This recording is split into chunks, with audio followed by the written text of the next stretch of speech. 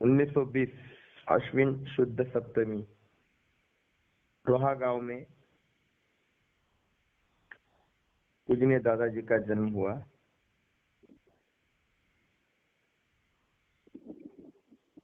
बचपन से ही दादाजी बहुत टैलेंटेड थे।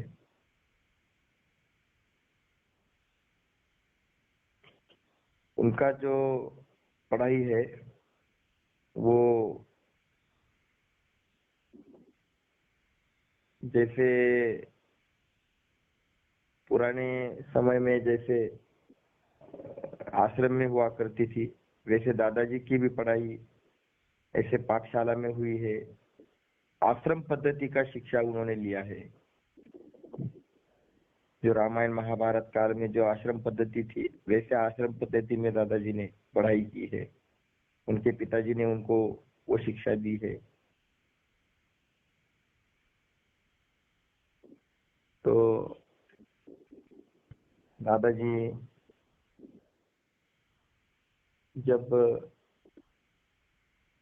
शिक्षा पूरी हो गई, बंबई में आ गए, तो उन्होंने 13 साल तक रॉयल एशियाटिक लाइब्रेरी, जो एशिया की सबसे बड़ी लाइब्रेरी है, सबसे बड़ी बंबई में है, उसमें पढ़ाई की, अभ्यास किया, तौलनिक अभ्यास। भारतीय संस्कृति और बाकी सभी 48 संस्कृति है, 48 संस्कृति का तौलनिक अभ्यास किया 13 साल। जब लाइब्रेरी खुलती थी तब दादाजी वहां जाते थे, और लाइब्रेरी बंद होती थी तब दादाजी बाहर आते थे। पूरा दिन इतना पढ़ाई किया, इतना साल पढ़ाई किया। सभी संस्कृति का, सभी बड़े से बड़े साइंटिस्ट का, विचारवंत का, फिलोसोफर्स का, सबका अभ्यास किया, और उसमें से हमें जो अमृत धारा है वो हमें दे दी। दादाजी ने इतना अभ्यास किया। दादाजी की जो मेमोरी थी उसको फोटोजेनिक मेमोरी कहते हैं, जो स्वामी विवेकानंद जी की थी। मतलब एक पेज जब देखते हैं तो वो तुरंत दिमाग में बैठ जाता है। इतनी शार्प मेमोरी दादाजी की थी। हम 10 बार पन्ना पढ़ते हैं तभी कई दिमाग में थोड़ा बहुत आता है, तो दादाजी का ऐसा नहीं था। एक बार पेज को देख लिया तो वो दिमाग में बैठ जाता था। इतना शार्प मेमोरी था, उसे फोटोजेनिक मेमोरी कहते हैं। एक दिन की बात है, पूजनीय दादाजी घर पर पूजा कर रहे थे, तो यहाँ लाइब्रेरी में ऐसा हुआ कि विदेश से, मतलब प्रदेश से एक फिलोसोफर्स आए थे। उनको एक किताब चाहिए थी, ऐसा कुछ नाम है, मुझे थोड़ा बहुत याद आ रहा है, Greek history of Greek philosophy, ऐसा कुछ। तो ग्रीक के फिलोसॉफी के ऊपर कुछ तो किताब चाहिए थी, great history of Greek philosophy, ऐसा कुछ तो नाम है। तो लाइब्रेरी मैन को उन्होंने कहा कि मुझे एक किताब चाहिए। उन्होंने ऐसी चिट्ठी बताई, लिखी। अब लाइब्रेरी मैन, और इतना लाखों किताबें हैं, अब उसको सब पता रहता है क्या कहाँ पे रखा है, उसका काम ही वो है। तो उसने ढूंढने की कोशिश की, पर उसको कोई किताब नहीं मिली।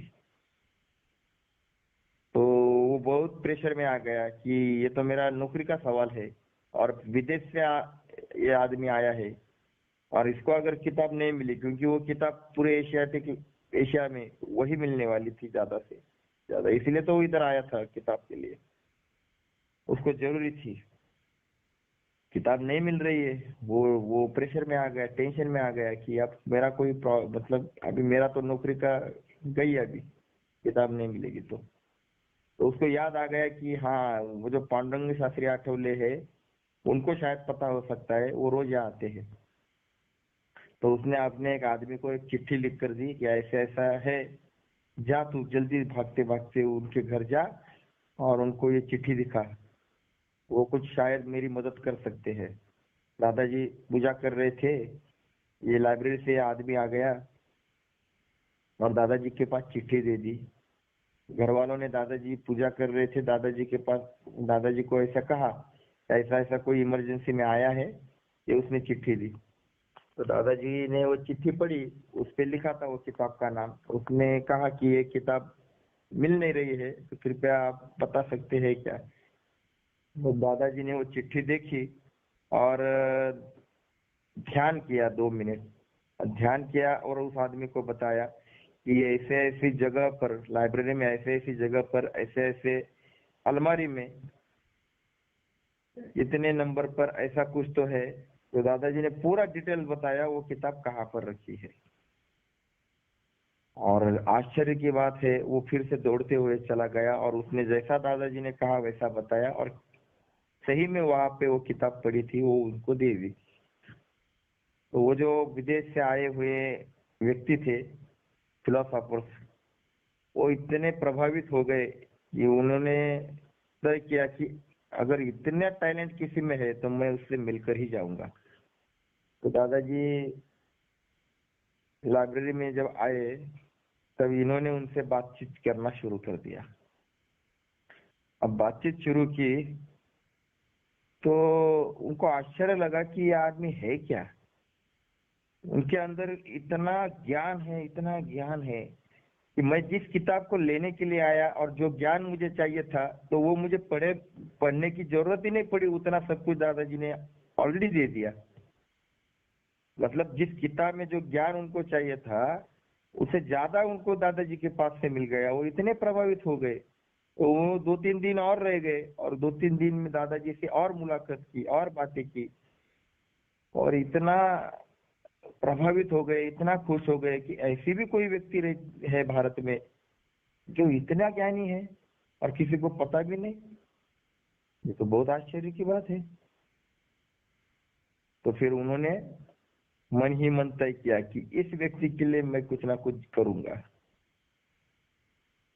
वो चले गए अपने अपने देश में, दादाजी अपने अपने काम में लग गए। तो ये जो साल था, ये 1954 का था, 1954। उससे पहले दूसरा महायुद्ध हो गया था।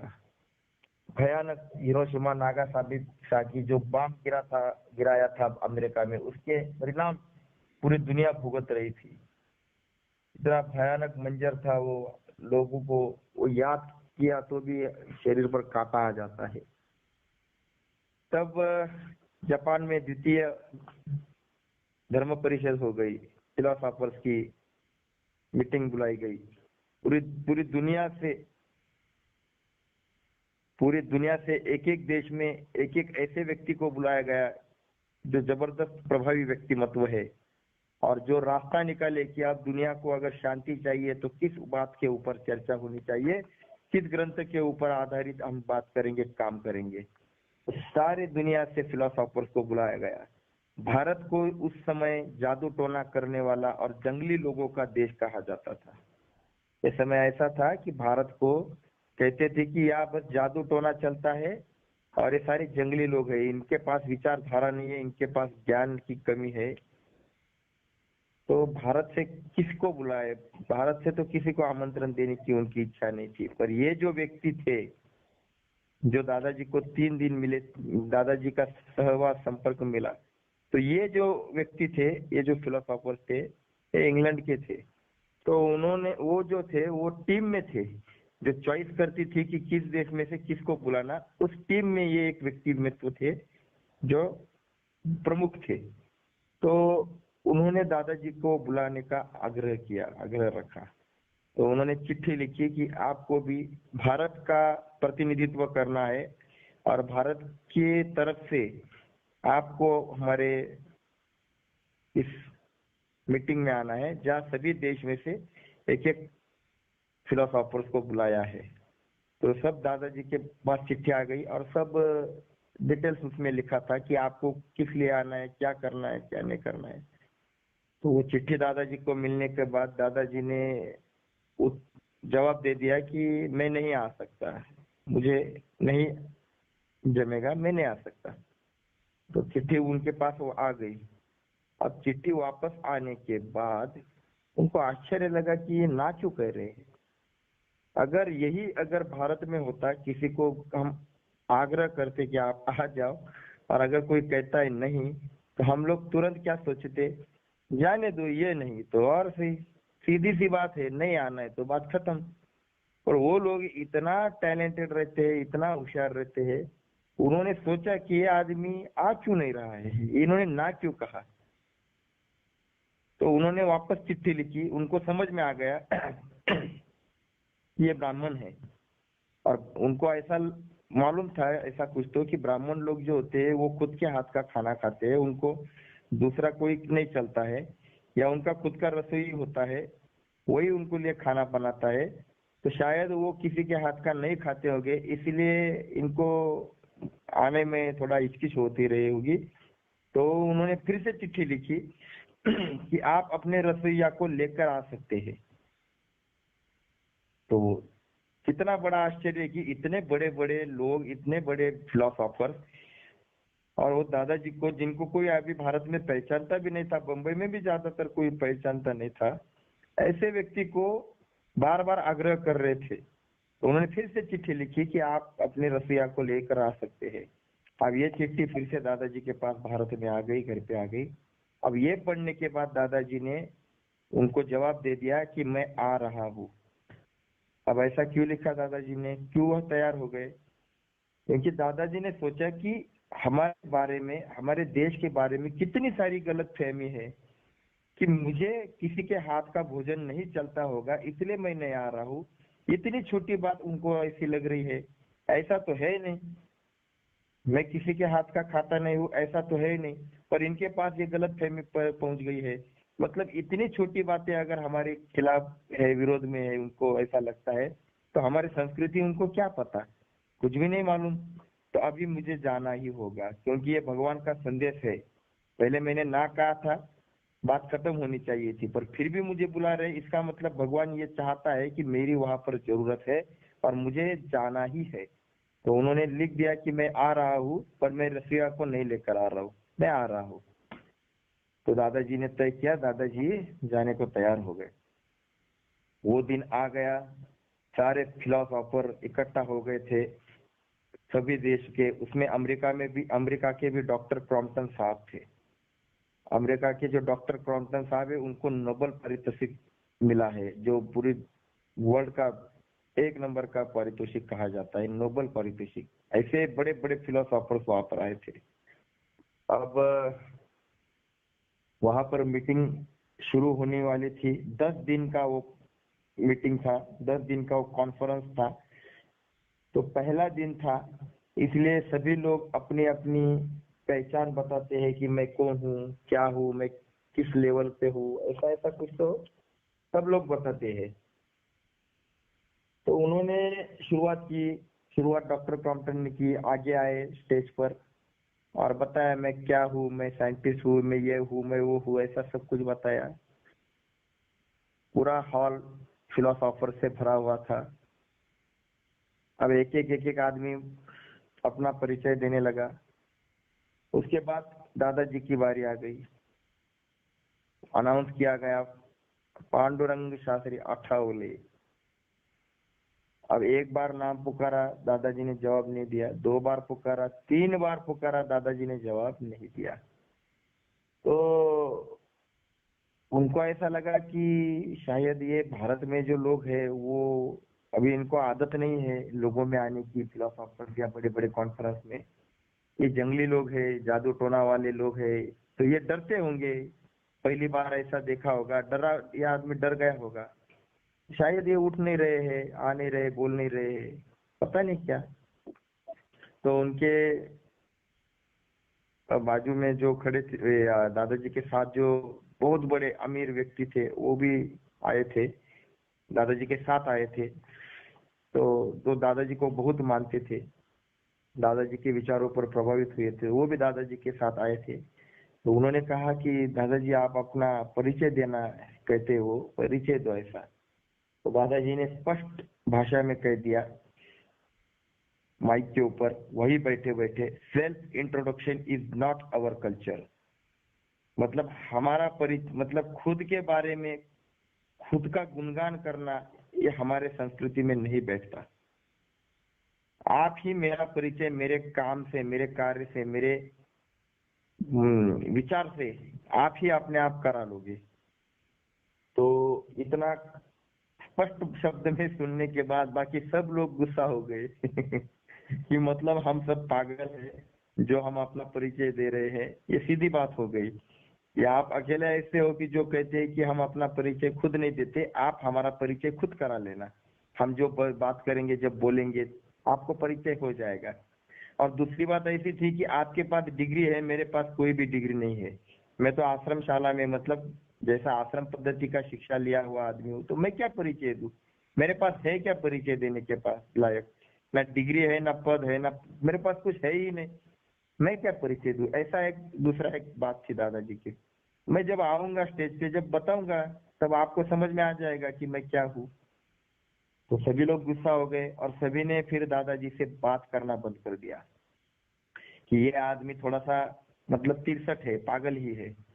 और ये दिखता है, एक तो दादाजी की पर्सनैलिटी ऐसी थी कि 6 फुट से ज्यादा दादाजी की हाइट थी, हजार हजार सूर्य नमस्कार रोज करने वाले दादाजी की बॉडी एक बॉडी बिल्डर जैसी थी। तो उनका लगता था कि ये एक बॉडी बिल्डर है और एक पहलवान है, और पहलवान लोगों का दिमाग जो है वो कहते घुटनों में होता है। तो ये ऐसा ही कुछ आदमी है, कैसे आए इधर बुलाया पता नहीं। तो उनको दादाजी के खिलाफ थोड़ा सा गुस्सा आ गया और सारे खिलाफ हो गए। तो फिर बात करना बंद कर दिया। तो वो दिन जो था वो बातचीत में गया, मुलाकात में गया, पहचान कराने में गया। दूसरा दिन एक सब्जेक्ट लिया, क्योंकि ये जो परिषद थी वो विश्व में शांति कैसे लाए इसके ऊपर थी। तो दूसरे दिन जब अनाउंस करते थे विषय शुरू होने के बाद, तो लोग हाथ ऊपर करते थे कि मुझे बोलना है। तो दादाजी भी करते थे, पर दादाजी को समय नहीं दिया गया, नहीं देते थे, क्योंकि उन्होंने देखा था कि ये आदमी ने कल ऐसा किया है, तो उन्होंने उनको थोड़ा सा बाजू रख दिया। अब दूसरा दिन जो है वो सब ऐसा ही चला गया। तो दादाजी को थोड़ा सा गुस्सा आ गया कि मुझे यहाँ सम्मान से बुलाया गया है और बोलने के लिए समय नहीं दे रहे। तो जैसे दादाजी को हाथ ऊपर जाता था तो वो दूसरे आदमी को खड़ा करते थे और उनको बुलाते थे, इनको नहीं। अब तीसरा दिन आ गया। अब तीसरा दिन आ गया तो तब भी ऐसा हो गया। तो फिर दादाजी का गुस्सा बढ़ गया और दादाजी ने कहा कि अब मैं यहाँ नहीं रहूंगा। यहाँ पर मुझे जिस लिए बुलाया गया है, और ये लोग अगर मुझे बात करने के लिए अगर समय नहीं दे रहे हैं, मेरा अपमान कर रहे हैं, तो मैं यहाँ नहीं रुकूंगा। तो दादाजी ने कहा कि अभी चलना है हमें भारत वापस, हमें नहीं रुकना है, यहाँ हम अपना अपमान कराने नहीं आए हैं। और बाकी लोगों का ग्रह क्या हो गया था कि ये आदमी जंगली है, ये ऐसा है, ये थोड़ा सा पहलवानी भेजा है, इनसे बात ही ना करें। कोई बात भी नहीं करता था। तो दादाजी को ये सारी बातें अपमानास्पद रखी थी। तो फिर तीसरा दिन जो था वो दादाजी ने कहा कि अभी चलना है हमें। तब वो जो दादाजी के साथ आए हुए व्यक्ति थे, उन्होंने दादाजी को बहुत ही मिन्नतें की, प्रार्थना की कि दादाजी और एक दिन रुक जाओ बस, अगर कल ऐसा नहीं मिला आपको बोलने को तो हम चले जाएंगे, पर बस आज का दिन रुक जाओ। पता नहीं भगवान का क्या संदेशा है, क्या रहता है। तो दादाजी को बड़ी मिन्नतें करने के बाद दादाजी रुक गए। और फिर अगले दिन अगर नहीं मिलता है संधि चांस, तो फिर हम नहीं रुकेंगे। अब चौथा दिन आ गया, 3 दिन बीत गए, और चौथा दिन जब आ गया तब विषय था अवतारवाद। अब अवतारवाद जब विषय आ गया, तब अवतार के ऊपर बोलने के लिए किसी के पास कुछ है ही नहीं था। केवल ये जो डॉक्टर क्रॉम्पटन थे ये खड़े हो गए और उन्होंने एक 10-15 मिनट यीशु ख्रिस्त के ऊपर बात की। यीशु ख्रिस्त ये अवतार हुए, यीशु ख्रिस्त ने ऐसा काम किया, लव दाई नेबर, अमुक तमुक तमुक कुछ तो कुछ शुरू कर दिया बोलना। और ऊपर से कृष्ण के बारे में थोड़ा बहुत ज्ञान दिया। और उन्होंने कहा कि कृष्ण जो थे वो एक संत थे, और यीशु जो थे वो एक भगवान थे, एक अवतार लेकर आए थे। तो उन्होंने ऐसा ऐसा कहा। अब बोल बोल के कितना बोलेंगे, बात खत्म हो गई। अब 10-15 मिनट हो गए और पूरा दिन बाकी है, और किसी का भी हाथ ऊपर नहीं था, क्योंकि अवतार के ऊपर बोलेंगे क्या? जो विषय भारत में है वो बाहर ज्यादा है नहीं, और भारत में तो 10-10 अवतार हो गए हैं। और दादाजी का ही अकेले का हाथ ऊपर था और किसी का नहीं था। तो फिर अभी तो कोई पर्याय ही नहीं था। अब तो दादाजी को बोलने देना ही चाहिए था, क्योंकि अभी दूसरे का हाथ ही नहीं था और पूरा दिन पड़ा था खाली। तो अब क्या करें? फिर दादाजी को बुलाया गया, ठीक है आओ। जैसे ही दादाजी व्यासपीठ पर स्टेज पर गए, दादाजी ने अपना बात शुरू किया, my divine brothers and sisters.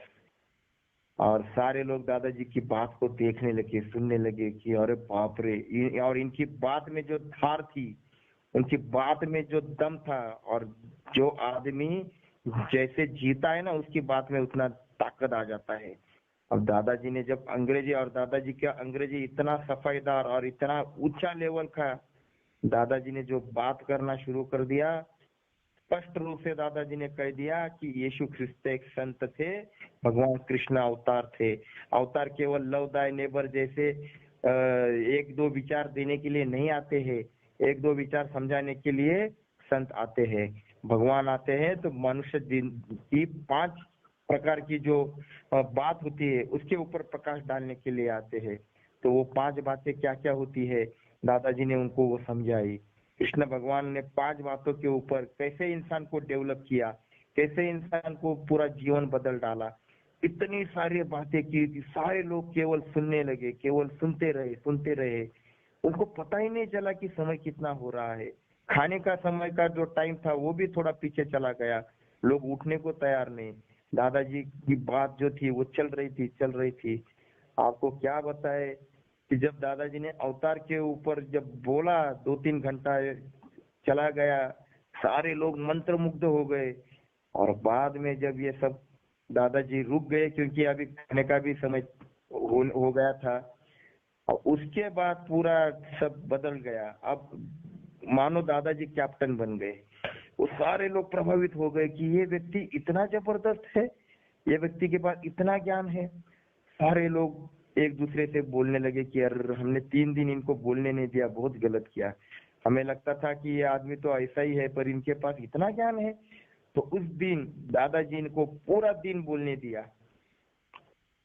और दादाजी को चौथे दिन के बाद जो वहां पे जो अध्यक्ष चुनते थे या इस सभा का आज का अध्यक्ष कौन, तो चौथे दिन के बाद बाकी के सभी दिन दादाजी को सभी लोगों ने अध्यक्ष चुन लिया था कि आज की सभा का अध्यक्ष कौन रहेगा। सभी लोग कहते थे पांडुरंग शास्त्री आठवले। तो आगे के पूरे दिन फिर दादाजी ने एक एक बात के ऊपर बोलना शुरू कर दिया। अब दादाजी को ही समझ देने लगे कि यही आदमी जो है वो हमें गाइड करेगा, और यही आदमी जो है वो हमको समझाएगा। हमें लगता था कि भारत में केवल जादू टोना है, हमें लगता था कि केवल जंगली लोग हैं, इनके पास विचारधारा नहीं है, पर यह आदमी तो जबरदस्त है। फिर दादाजी ने एक एक बात पे बोलना शुरू कर दिया। दादाजी ने फिर गीता के ऊपर बोलना शुरू कर दिया। दादाजी ने पूरे चैलेंज के साथ पूरे वर्ल्ड के जो कॉन्फ्रेंस में आए हुए फिलोसोफर थे उनको कहा कि आप सभी लोग और हम यहाँ पर किसी धर्म का झंडा लेकर नहीं आए हैं। हम लोग जो आए हैं मनुष्य का कल्याण कैसे करना है, उसमें शांति कैसे निर्माण करनी है, देश में शांति, दुनिया में शांति कैसे लानी है, इसके ऊपर चर्चा करने के लिए आए हुए लोग हैं। जो हम तटस्थ है, हम किसी धर्म का जाति भेद को लेकर नहीं आए हैं कि मैं इस धर्म का हूँ तो मेरा ही धर्म श्रेष्ठ है, ऐसी बात करने के लिए नहीं आए हैं। कौन सा धर्म या कौन सा ग्रंथ दुनिया को जीवन विकास के लिए आगे ले जाएगा, उसके ऊपर बात करने के लिए आए हैं। तो मैं पूरी दुनिया को, आपको सबको चैलेंज करके बताता हूँ कि गीता के अलावा अगर कोई धर्म ग्रंथ है तो मुझे बताओ, मैं उसको उठाता हूँ। किसी भी धर्म ग्रंथ में चैलेंज देता हूँ, किसी भी धर्म ग्रंथ में मानव को खड़ा करने की और मानव के भेद मिटाने की ताकत नहीं है जितनी भगवत गीता में है। देखो दादाजी ने किसके सामने कहा है, पूरे वर्ल्ड के फिलोसोफर के सामने, सबके सामने स्पष्ट कहा कि भगवत गीता ही ऐसा एक धर्म ग्रंथ है तो पूरी मानव जात को एक कर सकता है और पूरे दुनिया को शांति का पैगाम दे सकता है, विचार दे सकता है। और आप लोग सिद्ध करके दिखाइए, मैं सिद्ध करके दिखाता हूँ। अगर आपने सिद्ध करके दिखाया कि कुरान में वो ताकत है, दादाजी ने सारी बातें की, अगर कुरान में ये ताकत है तो मैं कुरान उठाऊंगा, अगर बाइबल में ये ताकत है तो मैं बाइबल उठाऊंगा। पर मैं पूरे इससे कह रहा हूँ, पूरे निष्ठा से कह रहा हूँ कि बस भगवत गीता ही एक ऐसा ग्रंथ है जो आप सभी को उठाना पड़ेगा। इसी में सारे भेद मिटाने की और भगवान के तरफ जुड़ने की और विश्व में शांति लाने की ताकत है, तो भगवत गीता है। दादाजी कोई अपने लोगों के यहाँ बात नहीं कर रहे हैं कि चलो हाँ आप कह रहे हम सुन रहे। ये पूरी दुनिया के लोग जो है वो चुने हुए लोगों के सामने दादाजी ने ये बात कही है, और बात सुनने वाले ऐसी थोड़ी सुनेंगे, वहाँ सिद्ध करना पड़ेगा कि भगवत गीता है तो सिद्ध करके दिखाओ। और दादाजी ने सिद्ध करके दिखाया, उनके सामने सारे बातें की, सारे लोग प्रभावित हो गए। सारे लोग पूछने लगे कि फिर आपके पास अगर कोई ज्ञान, तत्व ज्ञान है भगवान कृष्ण के बारे में, राम के बारे में, अगर आपके पास कोई किताबें है तो हमें दीजिए, हमें पढ़ना है। दादाजी को उस वक्त थोड़ा सा बुरा लगा कि हमारे सारे लोग केवल राम राम राम राम कहते हैं। रामनवमी के दिन, कृष्णाष्टमी के दिन उसका झूला झुलाते हैं। कोई ऐसा ज्ञान की किताब नहीं है जो इनको हम दे सकते हैं कि जिसमें असली काम क्या किया है भगवान कृष्ण ने, असली काम क्या किया है प्रभु रामचंद्र ने। बस कथा वाले कथा वाचन करते हैं, पैसा कमाते हैं।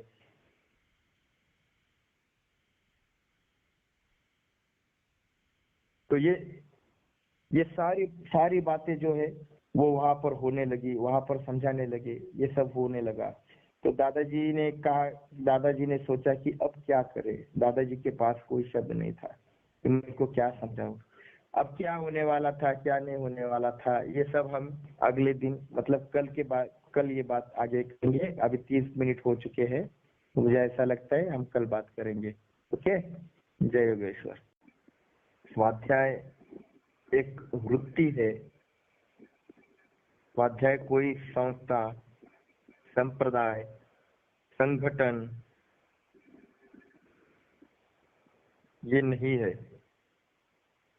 स्वाध्याय के लिए कोई रजिस्ट्रेशन करना नहीं है कि चलो हम स्वाध्याय हो गए। स्वाध्याय में दादाजी ने किसी को बांध के रखा नहीं है कि अभी आना है आपको तो माथे पर हमारा अलग टीका लगाना पड़ेगा, या गंडा दोरा टाइट गले में कुछ ऐसा बांधना पड़ेगा, कुछ भी नहीं। स्वाध्याय एक जीने की कला है, भगवान से जुड़ने का एक रास्ता है, ये एक भक्ति का रास्ता है जो 25,000 साल पहले, जिसका उल्लेख तैत्तरोपनिषद में, जिन्हें हम फादर ऑफ इंडियन फिलोसोफर कहते हैं, योगीश्वर याज्ञवल्क्य, इन्होंने लिखा है, स्वाध्याय प्रवचनाभ्याम न प्रमदितव्यम, तस्मात् स्वाध्याय प्रवचनाभ्याम न प्रमदितव्यम। उसमें बहुत सारा लिखा है, सत्यम च स्वाध्याय प्रवचनाभ्याम, तपम च अग्निहोत्रश्च अग्नियश्च, ऐसा बहुत स्वाध्याय के बारे में लिखा है। स्वाध्याय कोई संगठन नहीं है जो आप इसमें जुड़ गए, बाकी आपका कुछ चालू है तो वो छोड़ना पड़ेगा, कुछ नहीं।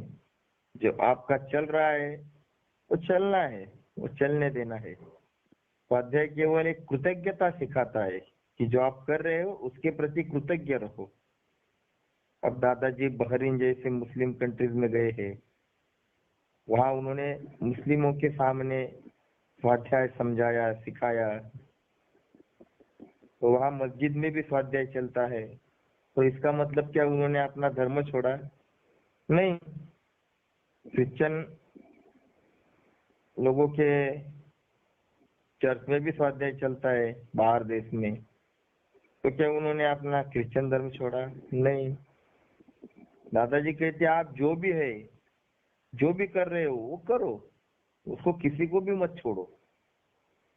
पर स्वाध्याय का मतलब क्या है कि जो आप कर रहे हो उसके बारे में अभ्यास करो, स्व का अभ्यास, कि मैं जो कर रहा हूँ ये क्या कर रहा हूँ और किस लिए कर रहा हूँ, मैं अपने भगवान के प्रति क्या कर रहा हूँ,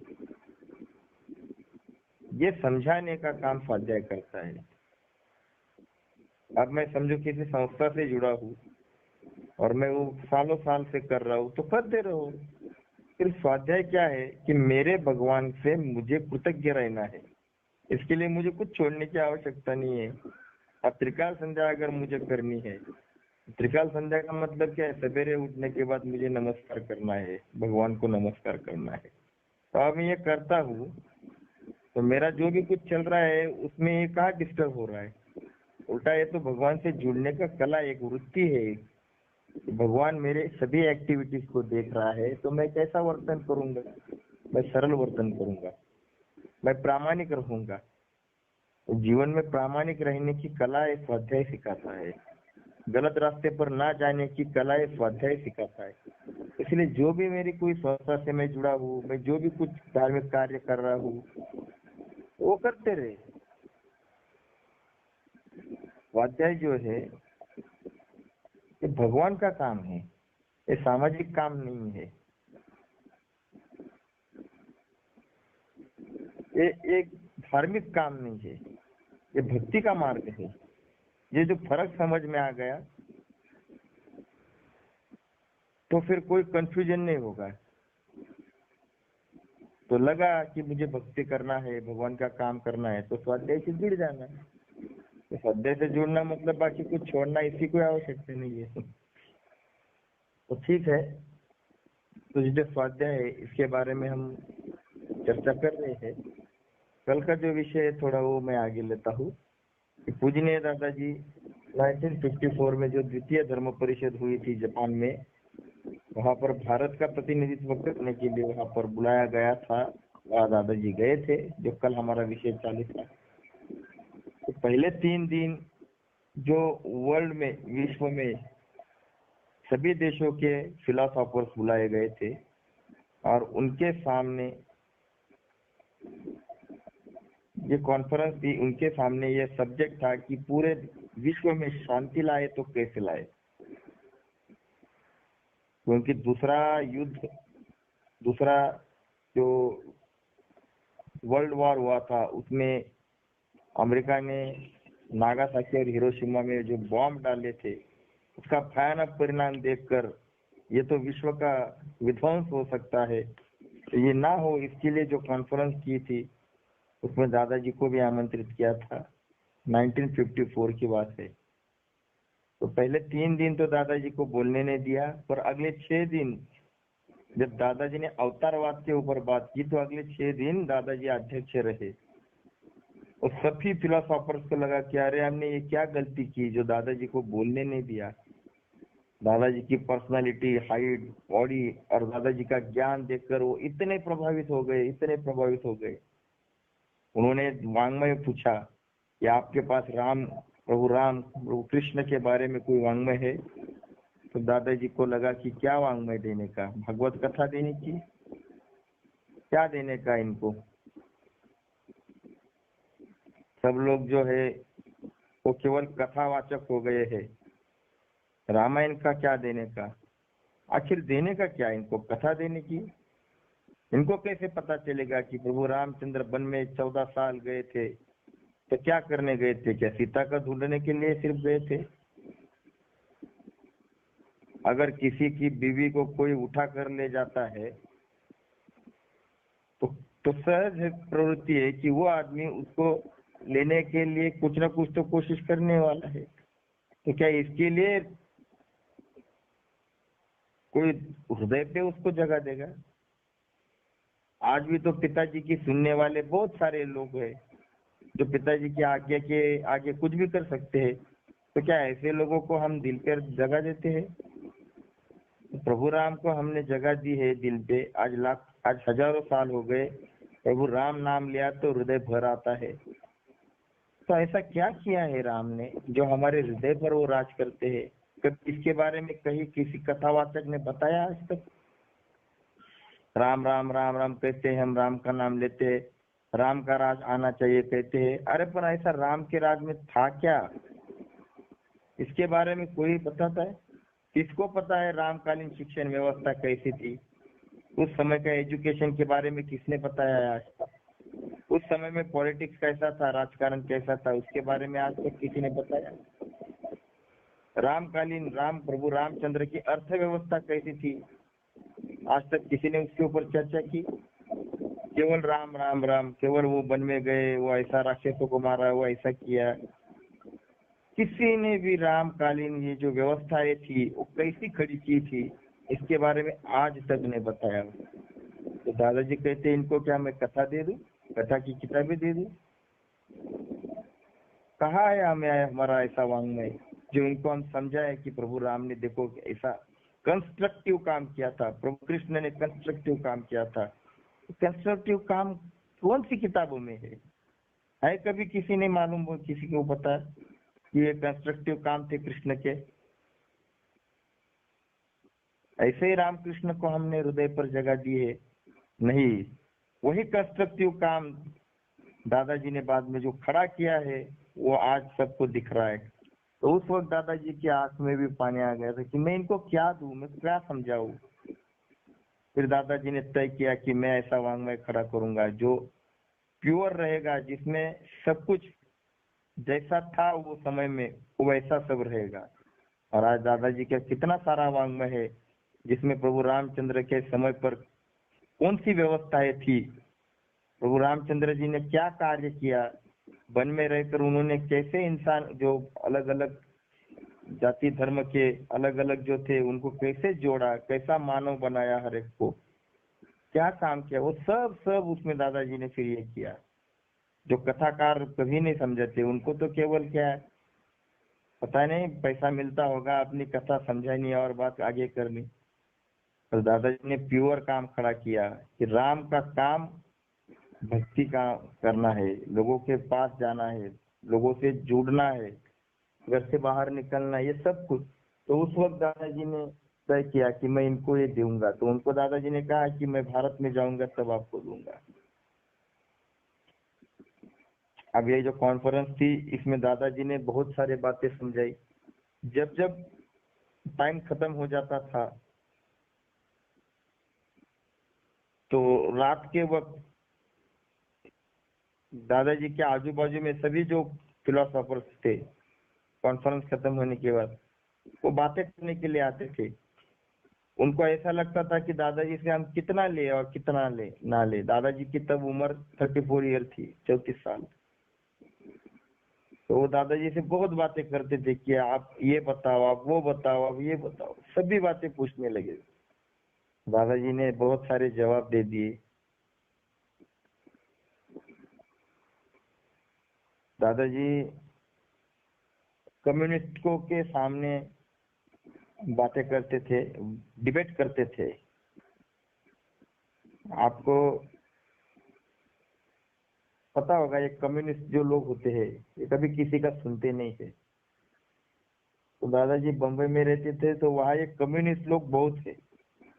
तो वहाँ उनके ग्रुप में दादाजी को आमंत्रित किया जाता था डिबेट के लिए। तो दादाजी उनसे डिबेट करते थे। तो एक बार ऐसा हुआ कि दादाजी ने, क्योंकि अभी बार बार डिबेट करने में मजा नहीं है, क्योंकि डिबेट करने से कुछ निकलता नहीं है।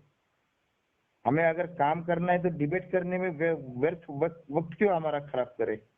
और ये सभी टैलेंटेड लोग थे जो कम्युनिस्ट थे, वो सब मेन मेन जो टीम थी उनकी वो मुंबई में थी।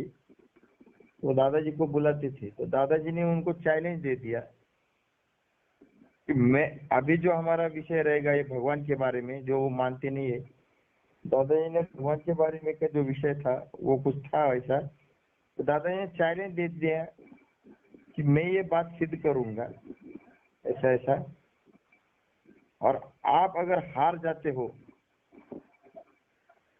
तो आपको वेदांत पढ़ना पड़ेगा, जो ये लोग वेदांत का नाम भी नहीं लेते और हाथ भी नहीं लगाते। और अगर मैं हार गया, दादाजी ने कहा, तो मैं ये सब छोड़ दूंगा और आपके ग्रुप में शामिल हो जाऊंगा। और सामने इतने सारे कम्युनिस्ट लोग और यहाँ दादाजी अकेले। और जब चर्चा हो गई, वो चर्चा है किताब में, अब जब चर्चा हो गई दादाजी ने, और दादाजी के सामने कोई बोल नहीं पाएगा, दादाजी की ताकत क्या है। दादाजी ने जो बातें की, जब समझाया, उसके आगे सारे चुप बैठ गए, बोल नहीं पाए, क्योंकि दादाजी ऐसा ही कुछ नहीं बोलते कभी। सारे कम्युनिस्ट जो लोग थे वो चुप हो गए और दादाजी वहां जीत गए। अब दादाजी ने कहा था कि चैलेंज के अनुसार आपको वेदांत पढ़ना पड़ेगा। पर ये लोग जो है इनके बारे में क्या बोले ना बोले वही अच्छा है। ये हाथ नहीं लगाने वाले। पर उसमें से एक था जो उनका एक लीडर था, तो उसने चैलेंज स्वीकारा था, तो उसने कहा मैं पढ़ूंगा, और उसने वेदांत को पढ़ा। तो उस कम्युनिस्ट लोगों ने उनको अपने टीम से निकाल डाला। मतलब ऐसे लोग हैं। तो जब दादाजी ये जो कॉन्फ्रेंस चल रही थी, तो 10 दिन हो गए। अब 10 दिन के बाद सब लोग अपने अपने देश में जाने वाले थे, पर जाते समय उनको ऐसा लग रहा था कि इस आदमी को हम अपने देश में कार्य करने के लिए आमंत्रित करें। तो सब लोग सोच रहे थे। तो उससे पहले, सबसे पहले डॉक्टर क्रॉम्पटन ने ऑफर दे दी कि आप हमारे अमेरिका में आ जाओ, आपको हम राष्ट्राध्यक्ष का दर्जा देंगे। मतलब राष्ट्राध्यक्ष को मिलने के लिए आपको अपॉइंटमेंट की आवश्यकता नहीं पड़ेगी, आपको हम बहुत बड़ा मकान दे देंगे अमेरिका में, आपको हम हर साल $5 लाख आपके अकाउंट में बिना टैक्स वाले डाल देंगे, आपको बहुत सारे नौकर चाकर रहेंगे, गाड़ी रहेगी घूमने के लिए, सब कुछ आपको मिलेगा। देखो, $5 लाख की बात कर रहा हूँ, ये आज की बात नहीं है। अगर आपको किसी को गिनती आती होगी तो करते बैठो। 1954 की बात कर रहा हूँ मैं। तब दादाजी को ये ऑफर दी थी कि आपको आपका ही गीता का काम करना है, स्वाध्याय का काम करना है, जो भी कुछ करना है करो, पर हमारे अमेरिका में करो।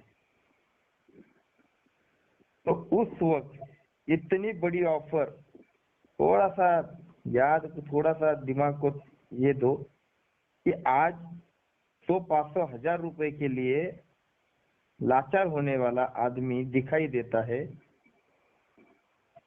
तो इतनी बड़ी ऑफर यहाँ अमेरिका में जाने के लिए लोग क्या नहीं करते हैं। वह दादाजी को खुद ऑफर चल कर आया कि आपको इतना बड़ा सम्मान अमेरिका में मिलने वाला है, तो आपको काम भी वही करना है जो आप भारत में करना चाहते हैं, राम का काम, कृष्ण का काम, गीता का काम, और वो अमेरिका में करो, यहाँ आ जाओ। तो सोचो, उनकी जगह दादाजी को इतनी बड़ी ऑफर, उनकी जगह दूसरा कोई होता तो आधे मिनट में कहता हाँ मैं तैयार हूँ। तो दादाजी ने कहा मैं आपको भारत जाने के बाद जवाब दूंगा। फिर दादाजी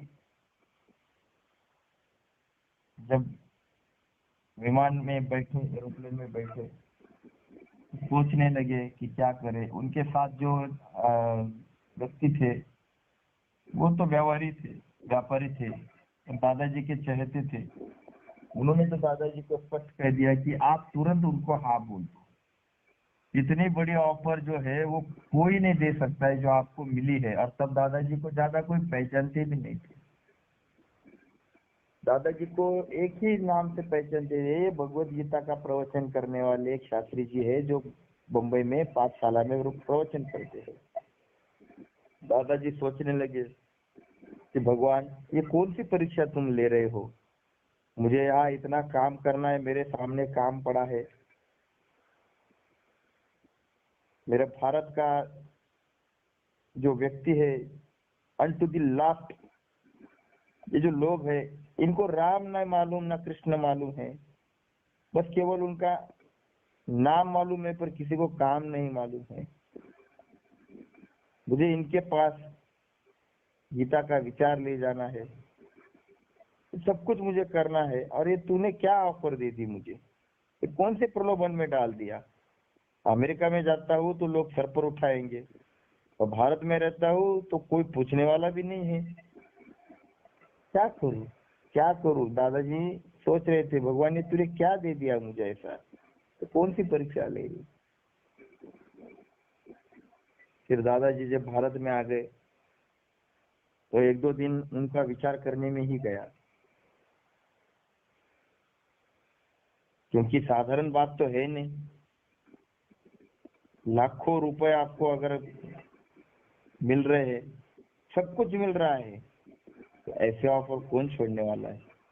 पर दादाजी ने उनको खत लिख दिया कि मैं नहीं आ सकता, एक दिन ऐसा आएगा कि मेरा स्वाध्यायी आदमी आपके अमेरिका में आकर भावफिरी करेगा, ऐसा आदमी खड़ा करूंगा कि वो आएगा और वो गीता का विचार देगा।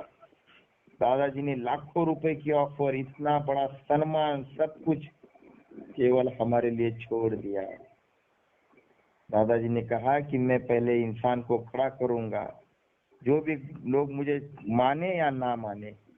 दादाजी ने वो ऑफर को ठुकरा दिया।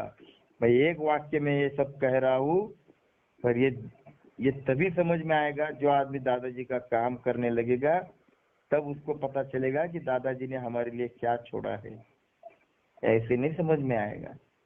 आज चंदा मांगने वाले लोग, आज दान धर्म के नाते पैसा अपने संस्था में खींचने वाले लोग, ये सारे जगह जगह पे धर्मगुरु ऐसे दिखाई देते होंगे, पर दादाजी ने उसी वक्त पहली ऑफर, और वो भी इतनी युवा अवस्था में, लक्ष्मी को ठुकरा दिया, हमारे लिए छोड़ दिया कि नहीं चाहिए मुझे, मैं मेरे आदमी को खड़ा करूंगा।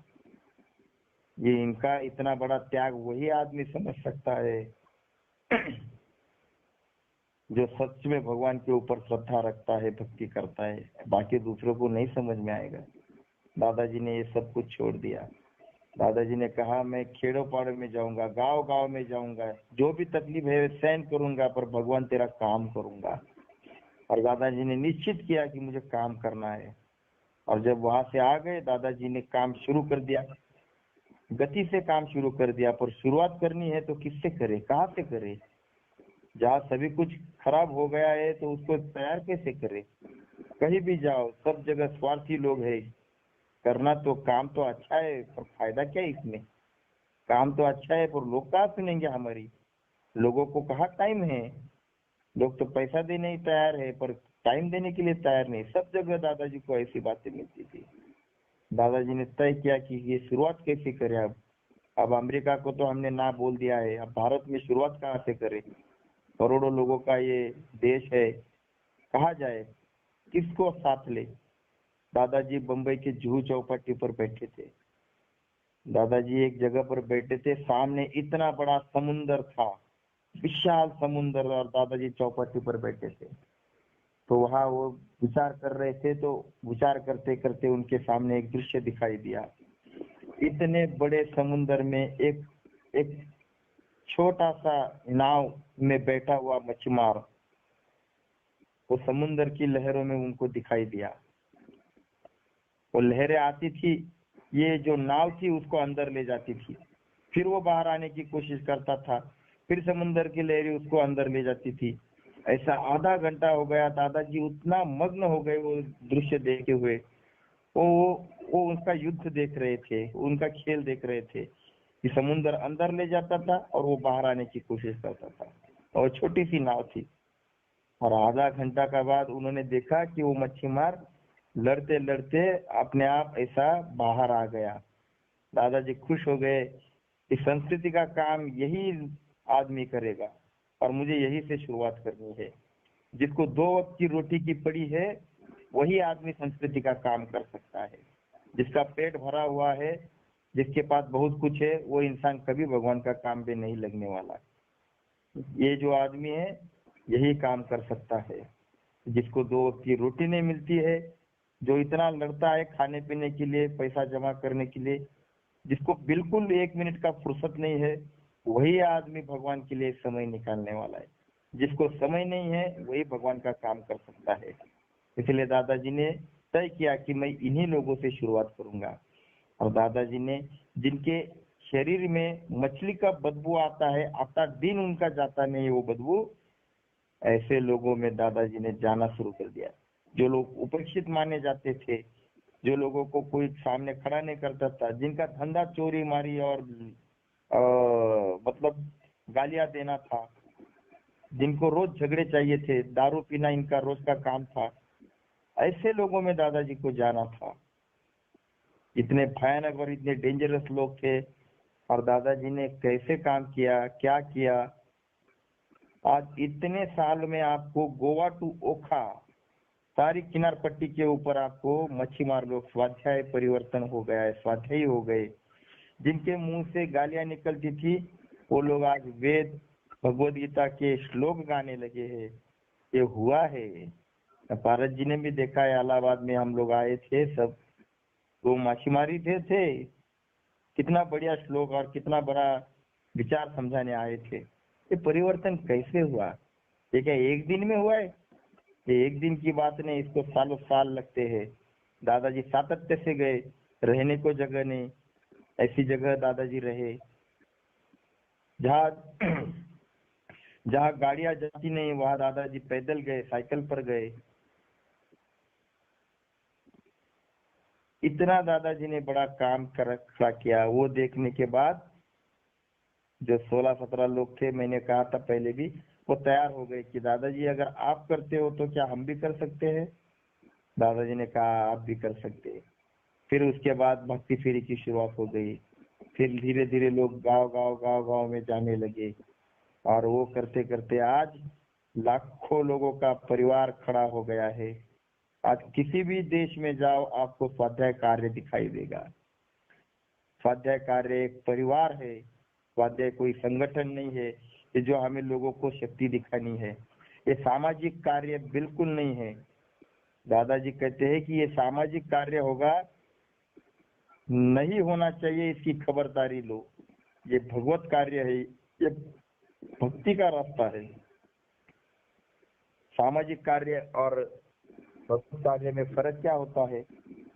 सामाजिक कार्य में हम अपेक्षा करते हैं कि मैंने ऐसा ऐसा काम किया, ये दिखाना रहता है। इसलिए कोई भी सामाजिक सेवा करता है तो वो दिखाने की कोशिश ज्यादा करता है, वो लोगों को दिखाता है। देखो मैंने कुआं बांध दिया लोगों के लिए, अब इनके पास पानी नहीं था, अब कुआं की वजह से इनको पानी मिलने लगा। देखो मैंने लोगों को इतना खाना खिलाया, देखो मैंने ये काम किया, वो काम किया। इसे सामाजिक काम कहते हैं, समाज सेवा। और भगवत कार्य जो होता है, समाज सेवा में, सामाजिक कार्यों में एक अपेक्षा होती है कि लोगों ने मेरा सम्मान करना चाहिए, नहीं कुछ तो दो बातें मुझे कहनी चाहिए, शाबाश आपने बहुत बढ़िया काम किया। ये समाज सेवा में अपेक्षा रहती है, वो सामाजिक काम कहते हैं। और दादाजी ने जो किया है वो भगवत कार्य है। भगवत कार्य में कैसा होता है कि जब आप काम करते हो, किसी के पास अच्छा विचार देते हो, किसी को अच्छा समझाते हो, जो भी आप अच्छा काम करते हो, तो अपेक्षा नहीं रखते आप। दादाजी कहते हैं इतना ही समझना कि आपने जो किया वो भगवान ने देख लिया। अब भगवान ने देख लिया तो समाज को देखने की कुछ आवश्यकता नहीं। भगवान शाबाशी देगा तो लोगों ने शाबाशी देने की कोई आवश्यकता नहीं है। अभी आपको कोई अपेक्षा नहीं करनी है कि लोगों ने मैंने इतना बड़ा काम किया और लोगों ने शाबाशी भी नहीं दी। जब आपके मन में अच्छा काम करने के बाद उसकी कीमत की अपेक्षा होगी कि इन्होंने तो कुछ पूछा भी नहीं मुझे, तो समझ लो आप सामाजिक कार्य करता हो। पर अगर आप कोई भी अच्छा काम करते हो और आप अपेक्षा नहीं करते हो, तो समझ लो आप भगवान का काम में जुड़ गए हो। क्योंकि काम करना, कर्मण्येवाधिकारस्ते मा फलेषु कदाचन मा कर्मफल हेतुर्भुर्माते संगोष्ठ कर्मण्य। अगर काम करते हो और अपेक्षा नहीं रखते हो तो आप भगवत के कार्य में जुड़े हो। और आप थोड़ी भी अपेक्षा करते हो मन ही मन में, तो समझ लो आप सामाजिक काम करते हो। तो दादाजी ने ये फर्क समझाया है। इसलिए दादाजी ने ऐसा आदमी खड़ा किया कि जो भगवान का काम करता है पर थोड़ी भी अपेक्षा नहीं रखता है कि अरे मैं इसको इतना समझा रहा हूँ, इतना समझा रहा हूँ, तो भी ये स्वाध्याय कर नहीं रहा है। दादाजी ने कहा वो स्वाध्याय करे ना करे, तू अपना काम कर। अपेक्षा मत रखिए स्वाध्याय करेगा, त्रिकाल संध्या करेगा, भगवान का काम करेगा। तेरा काम एक ही है, भगवान का विचार उनको समझाने का, बाकी अपेक्षा नहीं करने का, आउटपुट नहीं देखने का, केवल बीज बो देने का, फिर वो आएगा उसको फल आएगा ये देखने का तेरा काम नहीं। ऐसा दादाजी ने काम खड़ा किया। ऐसा लोग खड़ा किए कि जाओ घर घर में जाओ, लोगों को विचार दो, पर आउटपुट मत लो, शाबाशी मत लो, कोई आवश्यकता नहीं है। भगवान देख रहा है, भगवान का काम आपको करना है। तो ये सब बातें दादाजी ने हमें समझाई। और आज स्वाध्याय निरपेक्षता से, निस्वार्थता से पूरी दुनिया में आज चल रहा है, या किसी भी प्रकार का स्वार्थ नहीं है। तो दादाजी ने ये सब वहां से शुरुआत जो की, तो आज उसका इतना बड़ा वटवृक्ष हो गया है। तो अभी समय हो गया है, अगर कोई सवाल है किसी बारे में तो आप पूछ सकते हैं।